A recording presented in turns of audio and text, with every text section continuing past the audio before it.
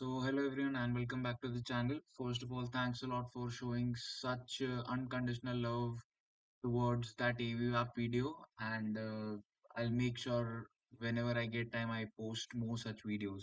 So now coming to the stocks that I'm tracking for tomorrow.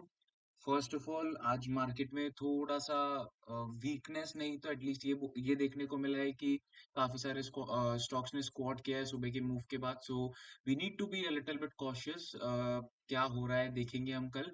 But watch list prepared रहनी चाहिए if in case strength हमें देखने को मिलती है. तो so the first top railway sector के बारे में हम ऑलरेडी बात कर चुके हैं कि अच्छा लग रहा है पूरा सेक्टर.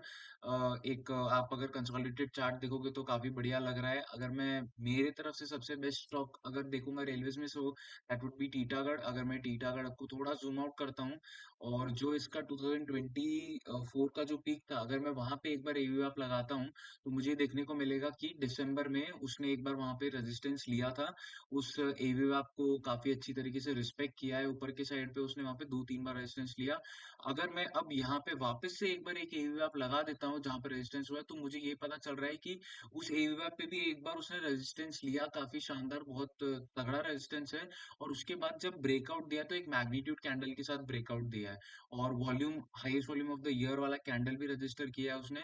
तो कहीं ना कहीं एक बहुत अच्छा साइन है. और उसके ऊपर अब ये टाइट हो रहा है और फ्लैग बना रहा है. थोड़ा सा 9 EMA और एवीएफ से दूर है, इसीलिए मैं आज इसको कैरी नहीं लेके नहीं गया. Otherwise I would have love to make an MTF position in this stock. मेरे को लग रहा है कि कैरी करना चाहिए इस स्टॉक को. जेडब्ल्यूएल के नंबर्स खराब थे वैसे तो, बट मे बी टीटागढ़ में कुछ और बात है, क्योंकि ये जो कैंडल बनी है इस कैंडल की स्ट्रेंथ बहुत शानदार तरीके से यहाँ पे बिल्ड हुई है एक तरीके से. So Titagarh is the stock I am tracking from railways.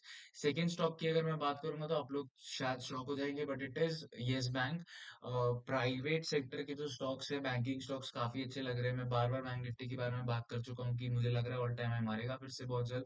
तो अगर प्राइवेट सेक्टर के बैंक चलते हैं, यस बैंक भी चल सकता है.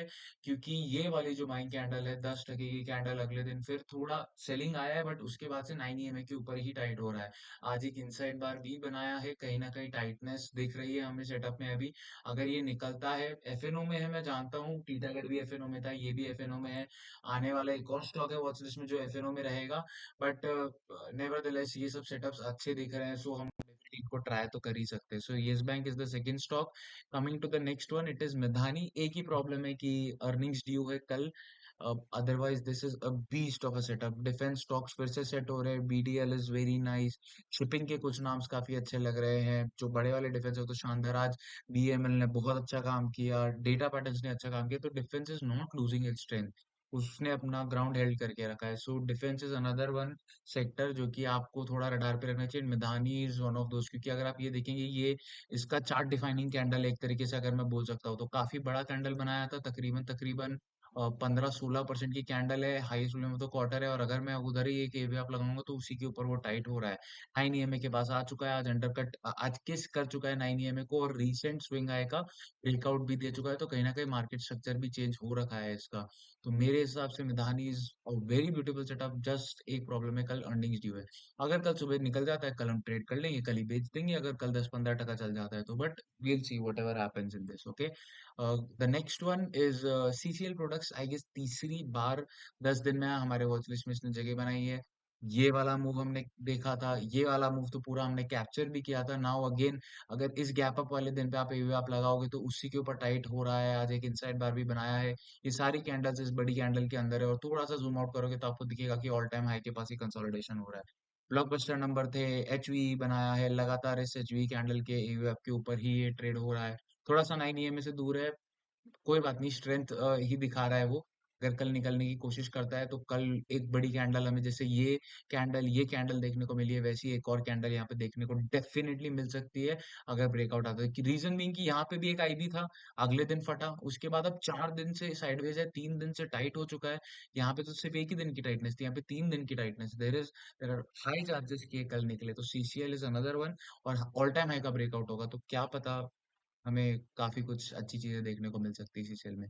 द लास्ट वन मैंने जैसे बोला, एक और एफएनओ वाला स्टॉक है, वो परसिस्टेंट है. आईटी स्टॉक्स में अब जाके फाइनली नैस्डैक में जो रिवाइवल आया वो आया, अब वापस से स्ट्रेंथ दिख रही है। ये तो फिर भी एक मिड कैप है, बट जो लार्ज कैप्स है उनमें भी थोड़ी स्ट्रेंथ देखने को मिल रही है। ये जो सेलिंग आया था, सेलिंग प्रेशर आया था टैरिफ वाले टाइम पे, फाइनली स्टॉक्स उनके हाइज के ऊपर आ गए, अब यहाँ पे टाइट हो रहे हैं। तो आईटी स्टॉक्स पे जो एफएनओ वाले लोग हैं वो लोग देख सकते हैं, नहीं तो आप पास भी कर सकते हैं। हमारे पास दूसरे अच्छे सेटअप्स है, दिस इज जस्ट फॉर, मैं ऐसा बोलूंगा एफएनओ वालों के लिए, अगर आपको अटेम्प्ट करना है तो।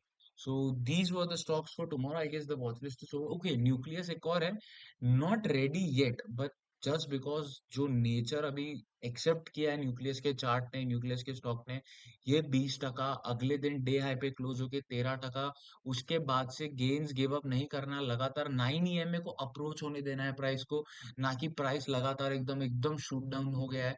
9 EMA उसको चेज कर रहा है प्राइस को, तो ये एक बहुत बड़ी बात है, बहुत अच्छी चीज है।